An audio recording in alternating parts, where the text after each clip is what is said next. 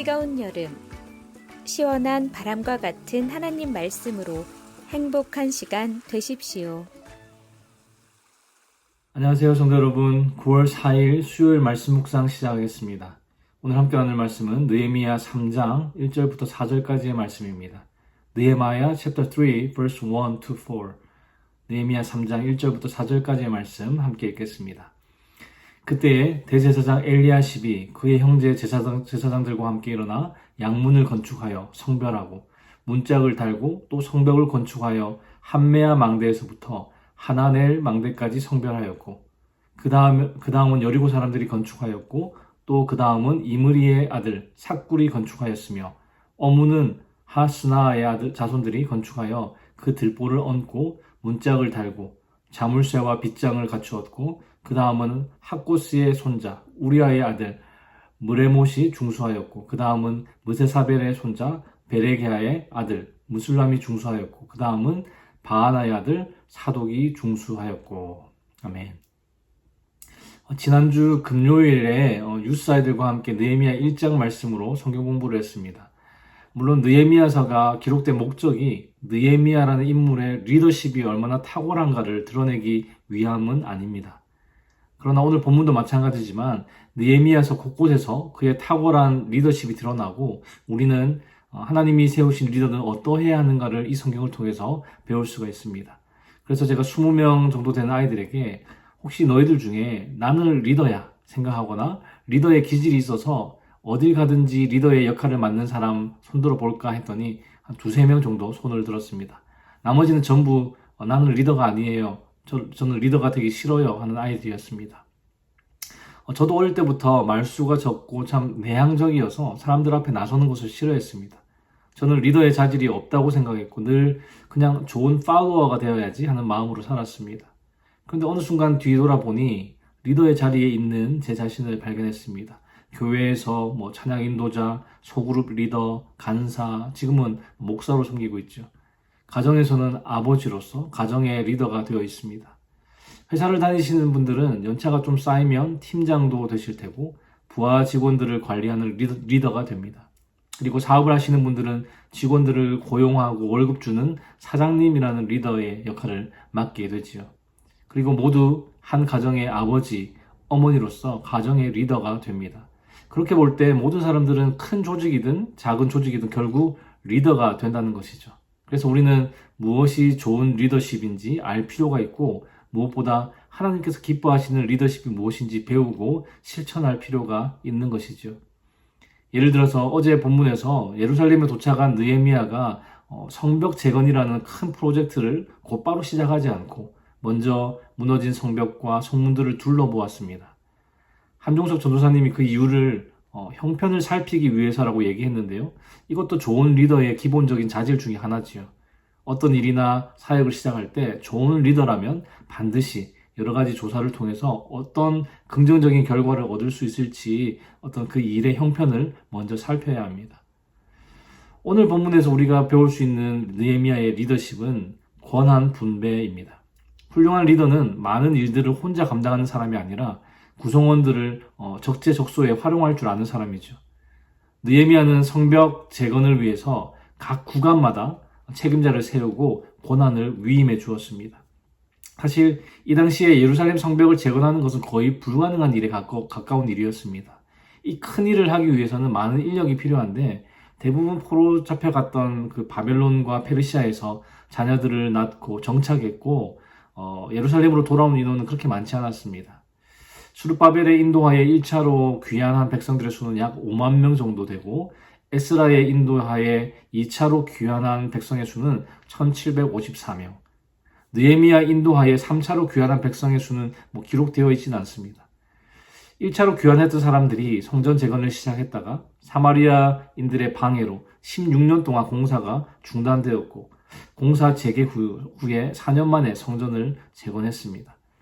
느헤미야 이전에도 예루살렘 성벽 수축을 위한 여러 번의 시도가 있었는데요. 그때마다 반대에 부딪혀 실패했고 백성들은 의기소침해졌습니다.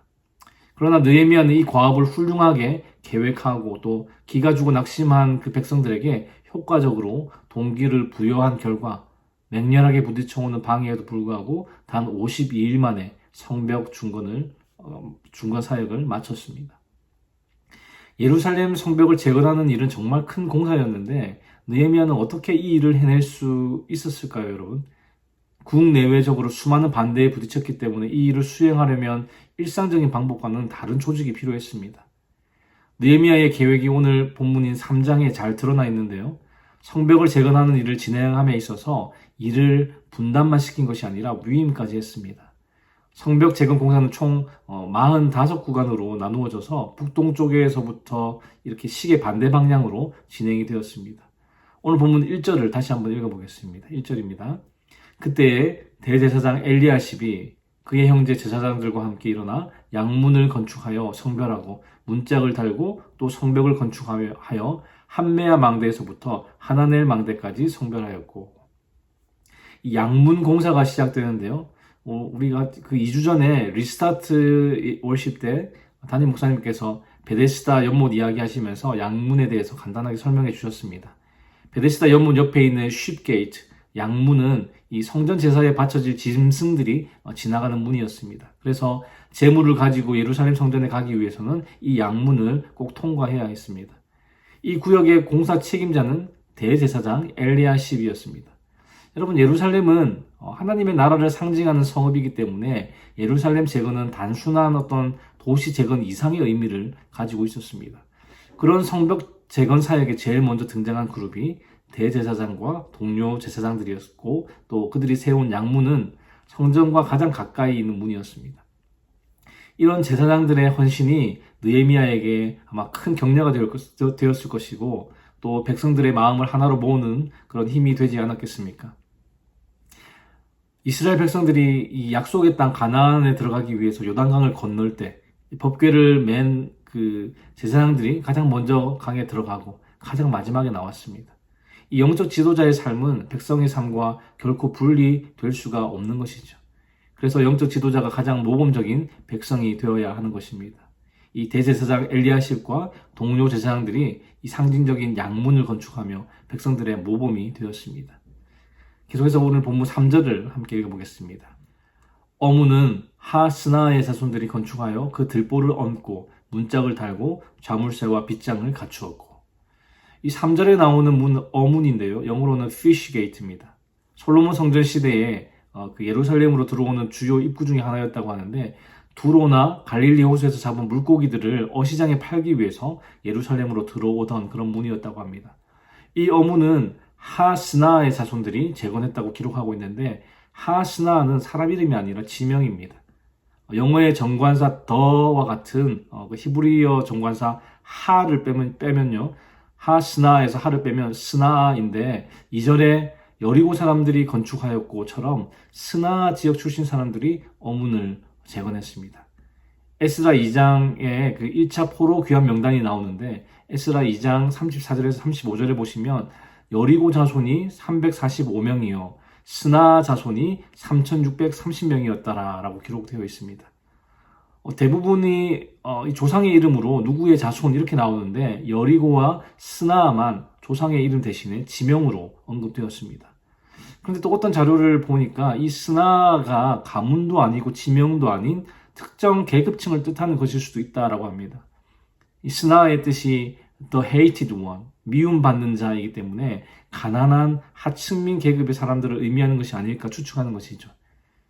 1차 포로 귀환 명단 중에 이 스나 자손들의 수가 3630명으로 가장 많았기 때문에 그렇게 추측할 수도 있겠다 싶습니다. 어쨌든 오늘 본문이 14절까지인데, 양문, 어문 외에도 6절에 옛문, 13절에 골짜기 문, 14절에 본문, 15절에 샘문 등 여러 문들과 성벽이 재건되었습니다. 느헤미야 3장에는 이렇게 성문과 성벽 재건에 동참했던 사람들의 이름과 업적이 모두 기록되어 있는데, 그 사람들을 기억하고 그들의 수고를 기억하기 위해서입니다. 훌륭한 리더는 결코 혼자 일하지 않습니다. 훌륭한 리더는 사람들에게 비전을 제시하여 참여를 이끌어내고 일과 함께 고난을 위임해 주어서 책임감을 가지고 일할 수 있도록 만들어줍니다. 그리고 그들의 헌신을 기억해 주는 것이 이것이 훌륭한 리더, 아름다운 리더의 모습이라는 것이죠.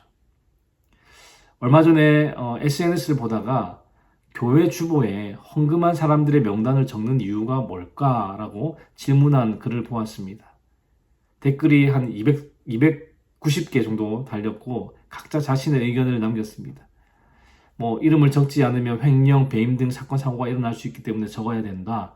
우리 교회는 주보에 헌금 명단을 안 올린다.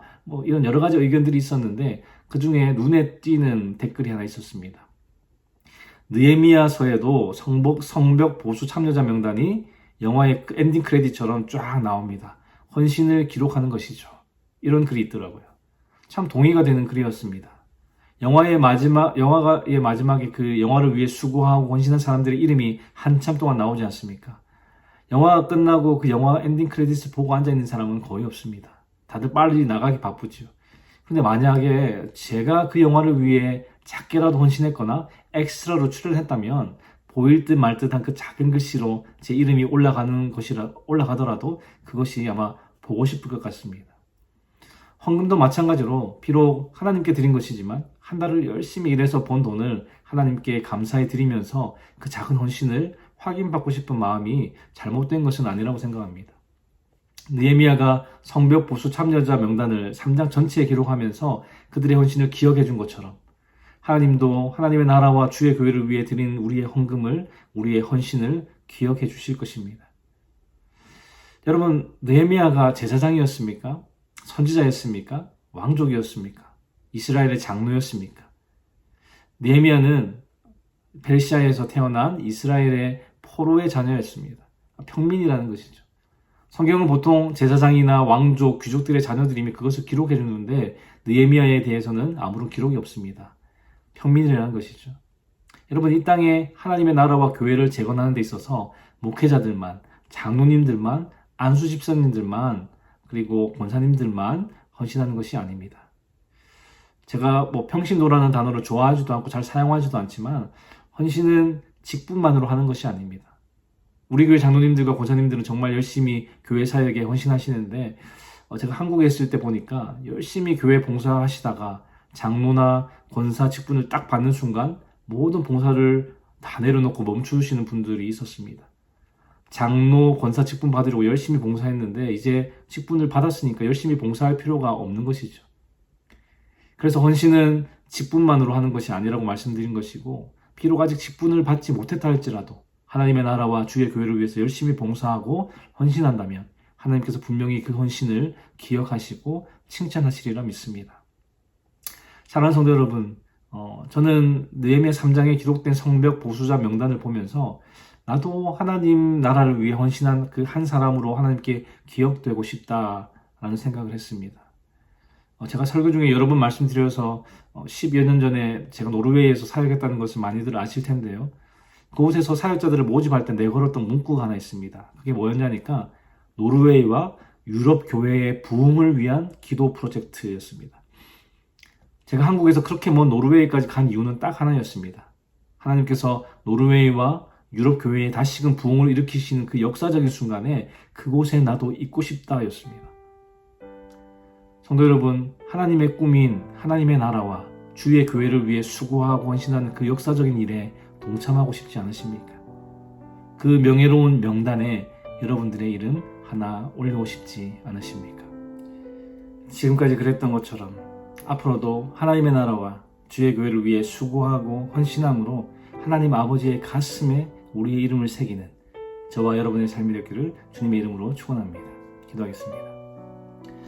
하나님 아버지, 오늘도 말씀으로 우리에게 교훈 주시니 감사합니다. 주님, 느헤미야 3장에 기록된 수많은 이름들을 보며 그들이 예루살렘 재건을 위해 얼마나 힘썼는지 그들의 수고와 헌신을 기억합니다.